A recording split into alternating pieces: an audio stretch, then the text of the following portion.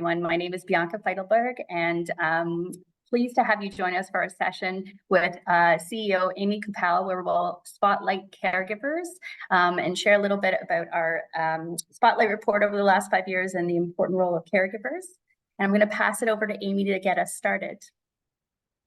So much, Bianca, and great to be here today. Great to see so many colleagues and friends popping up in the chat. Hello to all of you, and thanks for making the time to talk about caregivers today. I'd like to begin this webinar by acknowledging the Indigenous peoples of all the lands that we are on today.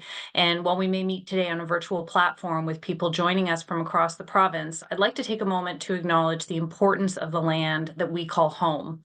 The land that I'm speaking from today is of the Anishinaabe, the Haudenosaunee, and the Mississaugas of the Credit First Nation, covered by Treaty 13 and the Williams Treaty. Today, this gathering place is a home to many First Nations, Métis, and Inuit people, and acknowledging reminds us that our great standard of living is directly related to the resources and friendship of Indigenous people. And at OCO, as team members, we're learning about the lands from which we work, exploring how we can be meaningful allies, and how we can support the recommendations from the Truth and Reconciliation Commission. We do this to reaffirm our commitment and responsibility in improving relationships between nations and to improve our understanding of local Indigenous peoples and their cultures. And so I invite you to take a moment to reflect on the land where you are. And if you're not familiar with the history of that land, you may wish to visit nativeland.ca. And I think Bianca will pop that in the chat. And there is an interactive map there so that you can learn about the traditional territory that your city, town, or region may sit on. So I know we have a lot of information to cover today, and in case the Ontario Caregiver Organization is new to you, I want to provide just a little bit of quick background. First of all, we are a registered charity funded by the Ministry of Health, and our purpose is really to improve the lives of Ontario caregivers. You can imagine that that's a multifaceted activity, and certainly engaging with you and the work that you do is core to fulfilling that purpose.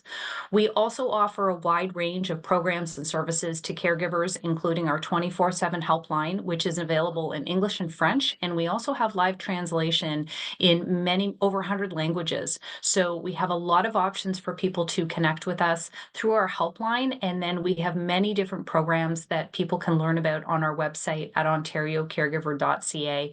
And we certainly encourage you to provide this information to the caregivers that you interact with or people that you're working with who are engaging with caregivers. One of our other roles is to gather insights, engage caregivers in the program development and design work that we do, but also the work that we do with system partners, which includes OHTs. And so we are invested in ensuring that caregivers are integrated across the healthcare system. And we've been really grateful for the partnerships that we've had with many of you here and other health system partners who have been so committed to ensuring that caregiver voice is integral to the work that you're doing, and we certainly believe that it is too. So I wanted to just share a little bit with you about our session today. And first of all, I wanted to give you a very brief background on my experience as a caregiver. In a way, I've been a lifelong caregiver, beginning as what I know now was a young caregiver for my brother with cerebral palsy as a part of the circle of care with my family. And then again, as a part of the circle of care for my mom through her cancer and palliative care journey. And most recently with my dad, who's in his 80s. I am the primary caregiver living locally, but part of a circle of care for my dad as well. So caregiving has very much been a part of my life. And when I interact with caregivers through all of the work that we do at OCO, I am constantly reminded about the fact that every caregiving experience is unique. I've certainly recognized that through my different caregiving experiences. They've each been very, very different. And every caregiver that I talk to, their journey is constantly evolving, and no two caregivers are having the same experience, even if the healthcare needs of an individual that they're caring for may be similar. So it's exciting to be here with you today to share some of the data from our Spotlight report, where we did a 5-year retrospective. And so we're going to have the opportunity to talk about who are Ontario's caregivers, 4 million of them, and who are they caring for? what's the shifting landscape in caregiving today, and why do we believe that this is so important for your OHTs? How you may be able to respond to caregiver needs in your plans and moving forward in implementation of those plans, and also how caregivers impact patient care. And so that's really important to those plans that you're making as OHTs. So we hope that this feels like a useful period of time for you, and we look forward to the opportunity to follow up as well and do a little bit of a deeper dive if you found this information useful. So every year, the Ontario Caregiver Organization engages caregivers to better understand their experience and the evolution of that experience. And what we were able to do in our 2023 Spotlight report that was released just before the end of the year is look at what do we know from the last 5 years? What do we see from the first year that we released this report in collaboration with the Change Foundation to now? And how have factors such as COVID, the changing healthcare environment, increased HHR pressures potentially impacted the results that we see? And so what we learned from that was caregiver stress and burnout, it continues to increase, and we saw that another incremental increase this year.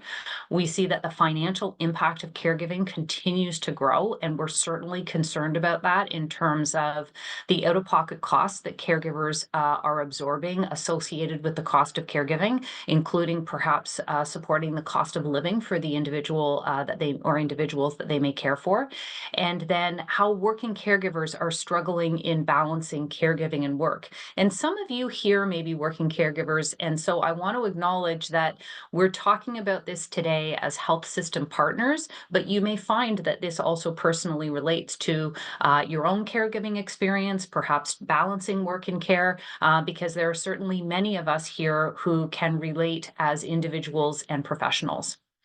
So let's talk a little bit about caregivers and who we are across the province of Ontario. 4 million caregivers, and that's actually the first things that has changed since we started gathering this data in 2019. We used to talk then based on national data that there were 3.3 million caregivers in the province, and that data has been updated to 4 million. So we know there's a growing number of caregivers, and certainly that would seem to align with changes in demographics and also other health impacts that people may be facing. We do see that caregiving is relatively evenly split by gender in terms of individuals who are taking on caregiving roles or may self-identify as a caregiver, but you only really have to go one layer deeper on the data to understand that caregiving does disproportionately fall to women. And we also learn from some of our colleagues who are doing those deeper dives in the research that the caregiving penalty, as they call it, can fall much more significantly onto women. So even though we see that balance of caregivers, there's still some really important conversations to have about women who are caregivers. We know that 67% of caregivers are employed in some capacity, full or part-time, and that means they're balancing those caregiving and work responsibilities today. And so it certainly stands to reason that there are a number of you on the call today who would identify as a caregiver or who may be taking on those caregiving roles, and you may not think of yourself as a caregiver, but it is what you're doing. We certainly know many people say, I do this because I'm a spouse or a parent or a child of an older adult, but chances are, if we look at some of the features of caregiving, there are many people who are taking on that role without self-identifying. So let's look a little bit more about at who caregivers are. We know that many OHTs are focused on older adults. Almost half of care recipients are 75 years or older. So there's a really strong connection with the work that we're doing and one of the key priorities that many of you are looking at. And we know that 51% of caregivers, like me, are part of that sandwich generation where you have children at home and you're caring for an older adult, usually an older parent in your life. And so when you're considering those OHT pathways, many care recipients may be living with their caregivers, and that's an important thing to think about. We know that sharing a home may be an increasing reality for people in that caregiving context, and so that's something to consider as well. Now, this is where things start to get, I think, really interesting in terms of the lived experience of caregivers. We know, and this is validated by a wide variety of research sources, that caregivers provide an estimated 75% of care. And that may be across a wide range of settings in the home, outpatient hospital, inpatient hospital, long-term care, or other congregate settings. But it really does demonstrate that caregivers are the backbone of the healthcare system, and it's important to recognize and include them in our plans and implementation of those plans. We know from our spotlight data that the majority are taking on more responsibilities than they have in the past, and that they really are feeling challenged to get things done. And so overall, their capacity is feeling stretched to do everything that they want and need to do for the person that they're caring for. We know that they may be facing extra demands from family. We hear that 46% are experiencing that. 40% are experiencing extra demands within their work lives. And these are some of the major factors that are contributing to probably the most concerning number that we see from caregivers, which is really about burnout. And we are watching those caregiver burnout numbers grow every year, and feel concerned about that because caregivers are telling us that they're feeling stretched. So let's talk a little bit about what those increased caregiving responsibilities can look like. You know, we've got caregivers who are facing barriers to inclusion. We know that there is an amplification of the social determinants of health. So we see that language barriers can be a factor, racism can be a factor, financial support and transportation can be a factor in terms of impacting outcome and experience for caregivers. And we know that this year we saw an increase in the support that caregivers were providing to the person they care for across 10 critical tasks. So when we start to see that each of these measures is going up, I really do think that that's something to pay attention to. Of those critical tasks, we know appointment scheduling, managing finances and legal affairs and medical procedures are some of the top things that people are spending more time on and facing more demands around that. That certainly aligns with anecdotal feedback that we receive from caregivers on system navigation. And we know that these things overall can impact patient care and well-being. What we hear from caregivers is that 49% say that it's stressful to find the services that they need for their care recipient, and that certainly aligns with those numbers around the task. And 76% of caregivers say that they've taken on a task that might have otherwise been done by a personal support worker or a nurse.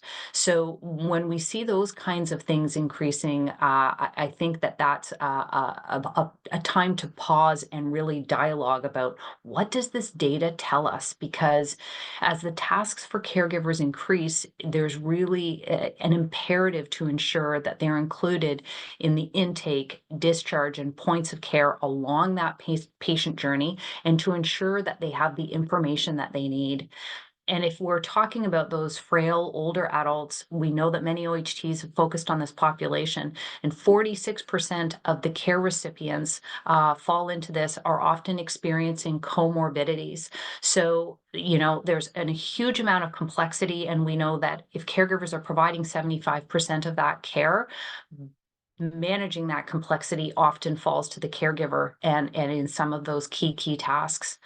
We also know that there is a cohort of caregivers who may be older adults themselves, and where their capacity to care, to provide support, to take on additional responsibilities, including some of the ones that I've talked about here, can be a challenge and can impact their own health journey and exacerbate potential health issues for them. So I hope when we look at these kinds of things, it gives us the opportunity to talk about including caregivers as a part of the care team, recognizing them as a part of the care team, because they are doing these tasks. And I can tell you, having experienced this recently in my own caregiving role, one of the things that took me aback after my dad was admitted to hospital was seeing a whiteboard of information in the hospital room about various health data and goals and that kind of stuff. And then there was a piece on the whiteboard to say your care team, and it had a wide range of healthcare providers. But there was nowhere on there that it said caregiver. Who is my caregiver? And so as the person who was part of the entry time and discharge of my dad in the hospital, and knowing what I know, I was taken aback by the fact that all of that data, there were no structures or mechanisms in place to recognize me as a caregiver and to include me as a part of the care team, especially when, in particular on discharge, caregivers are such an important part of that discharge plan in many instances. They may be responsible for medication management, follow-up, all sorts of different activities. And it was one of those moments where I thought about all the other caregivers who may not know what I know, who don't think of themselves as the part of the care team, even though they truly are. So let's keep looking at what it means in terms of caregiver well-being. And this, I think, is probably the most striking point of data from this retrospective for me this year. 73% of caregivers told us that they're not handling their responsibilities well and that they don't know if they can continue to do so going forward. If we think about this on a societal level, that's something that should give us all pause.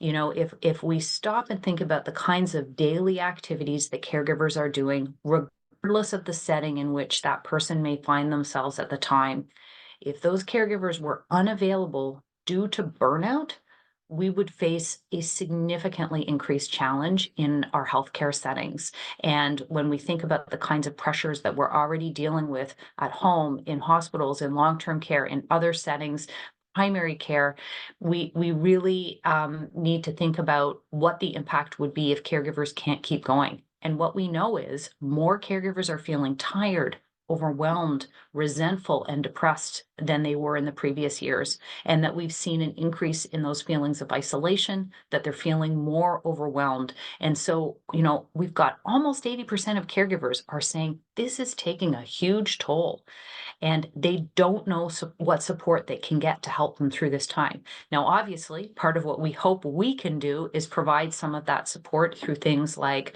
our peer support groups, our coaching, our counseling, referral to things that are available in the community. But obviously, we also know that we're a part of a whole system. And so this is why our work together with you is really important.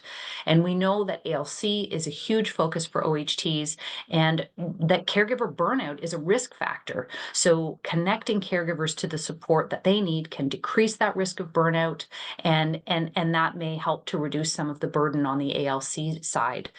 And as your OHT develops integrated care pathways for things like COPD or heart failure, stroke, or diabetes, how can caregivers be considered through that pathway? Are there opportunities to connect them with support? And as I've seen some of the comments come up, how can we actually track and measure the impact of some of that referral and engagement with support as well?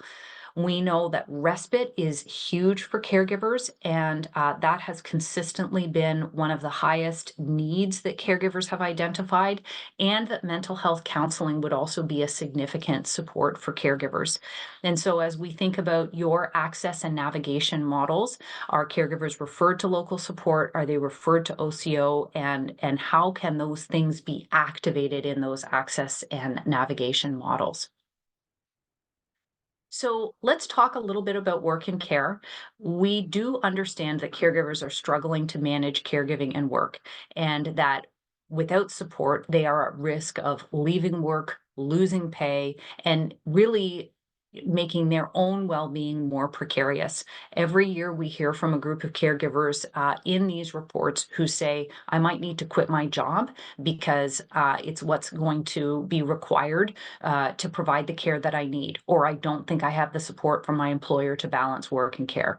So greater flexibility, employer understanding of that caregiver role, those are two key improvement areas that we'd like to see in the workplace, and where we know there's still a lot of room to improve. We should not have 40% of caregivers considered their job in order to provide care. And if we look at some of the demographic changes within our population, it's incumbent on all of us, including employers, I believe, to really think about how do we retain talent and allow them to fulfill their work responsibilities and their caregiving responsibilities. We have 42% of caregivers who say they're unable to speak openly about their caregiving role, and that's up from 34% in 2019. So that trend is, as my dad would say, not our friend, and something for us to kind of think about how do we move in a more positive direction for caregivers. This also presents an opportunity to really amplify our efforts around building caregiver identification and recognition. If we think about those practical considerations for caregivers in balancing work and caregiving, and how do we support meaningful participation in care plans, in transitions, thinking about caregiver schedules and how they balance work and care, that could have a huge impact on the life of a caregiver.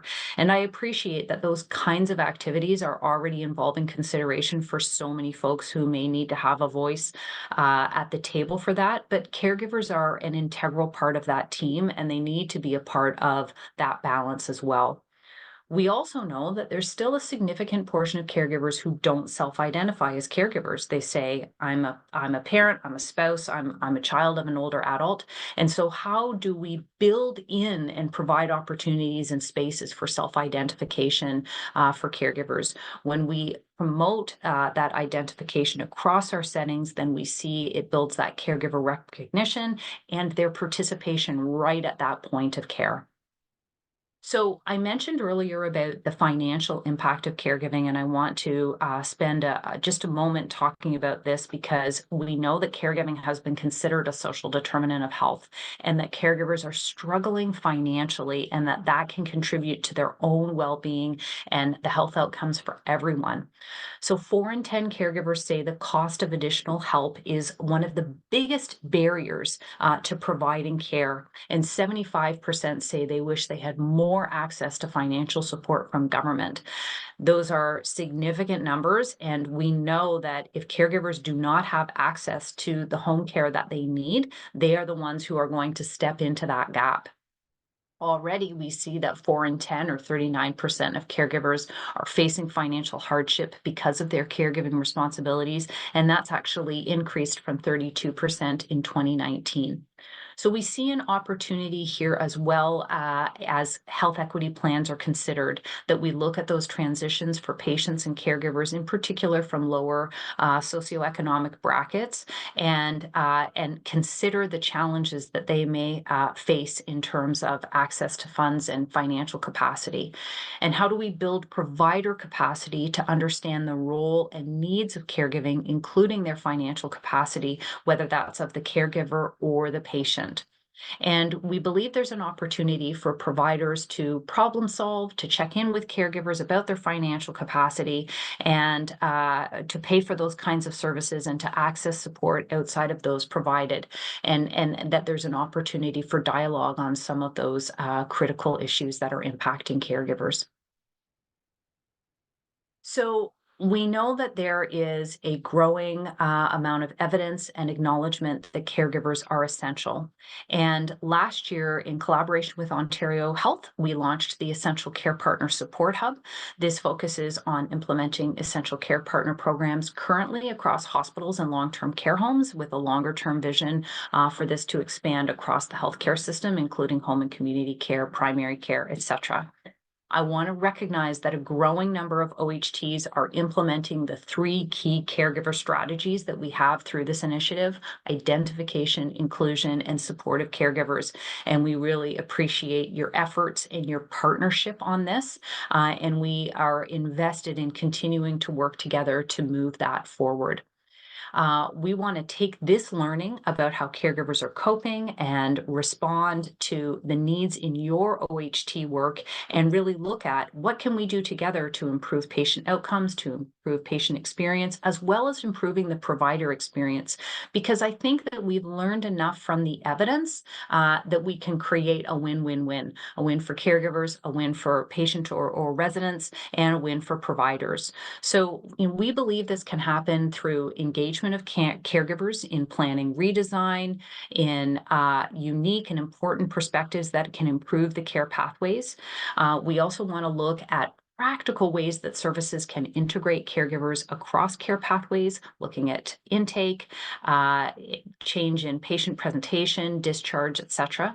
And we do invite you to reach out to OCO. We're here, we're available, we have resources through things like our Essential Care Partner Support Hub and much, much more that can provide that support and guidance. And I want to recognize Bianca, who has interacted with many of you here, and I know she's been a great resource and partner for folks who've been working on some of these key topics and priorities with caregivers.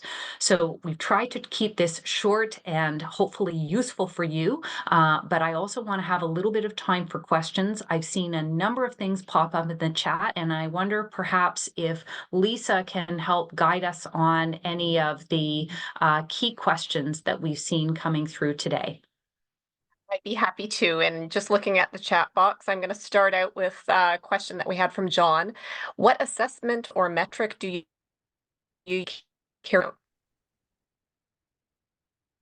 Lisa, it cut out a little bit and I wasn't able to hear the whole question. I'm sorry. Oh, I'm sorry. I'll say it again. What assessment or metric do you use to track caregiver burnout?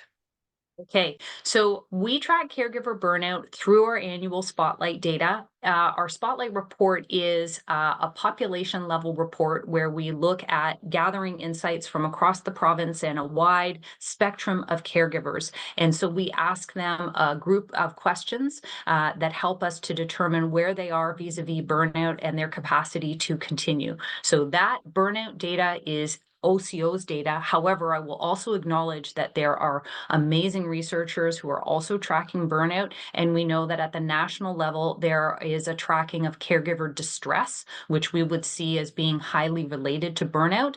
And unfortunately, we do see those caregiver distress numbers going up as well. The question I'll go to next. Do you happen to have stats broken down to illustrate how many caregivers in your research represent parents of children and youth who are caregiving related to mental health?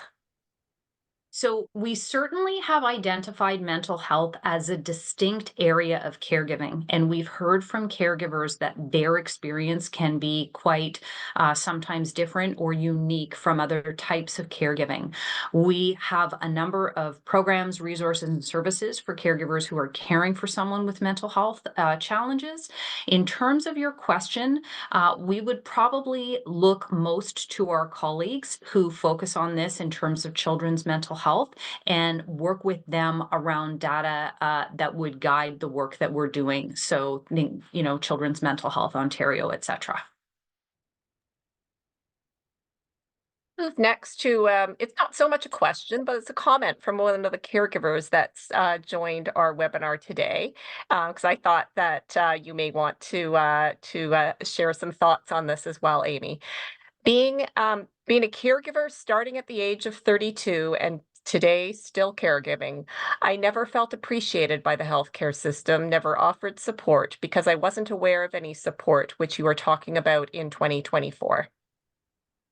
Well, you know, it's interesting. Since the very beginning, one of the most common things I have heard from caregivers is, we wish you were here sooner. And we are so glad that we're here now, but we know that there are a lot of caregivers who've been on this journey for a really long time. And so one of the things that we prioritize as an organization is that we have supports for people, regardless of where they are in their caregiving journey. If you've been doing it for decades, we still want to ensure that we have something for you. Or if you're a brand new caregiver, what is it that you need? I'm also constantly astounded by caregivers' desire to give back, and that's why we see caregivers providing things like peer support, and that's a great way sometimes to support other caregivers. But thanks for the comment. And I know we're running short of time, so maybe with the last question, if your OHT is not currently focusing on caregiver support, does OCO speak at a OH planning table meetings? And what I'm going to add on just a little bit, what other opportunities might there be to support? Great. So I'm going to actually ask Bianca to go to the last slide so that we can wrap up on time. Thank you, everyone, again for joining us.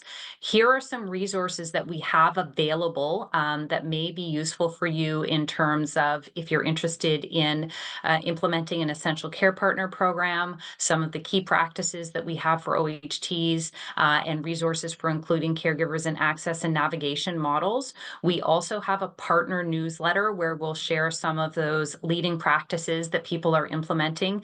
And we do have some capacity to connect with OHTs. We welcome the opportunity to speak with you.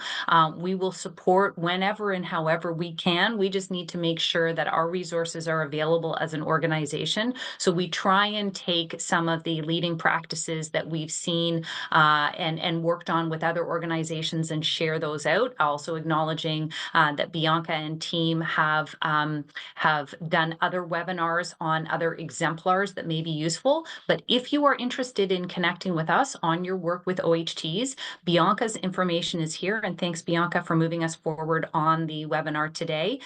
You're welcome to email her directly. Also, you can visit our website for the key resources that were linked on the previous slide. And I also invite you to subscribe to our provider newsletter, which is specifically targeted at healthcare providers and information that might be relevant to you. Bianca, I'll give you the last word if you like, in case you want to add anything else to that last question around connecting with OHTs. Please reach out, folks. Happy to meet with you, chat with you, connect you with other OHTs who are, leading and championing this work. And thank you so much for joining us today for this very important conversation. Big thank you to you, Amy, for leading this chat today. Take care, everyone. Have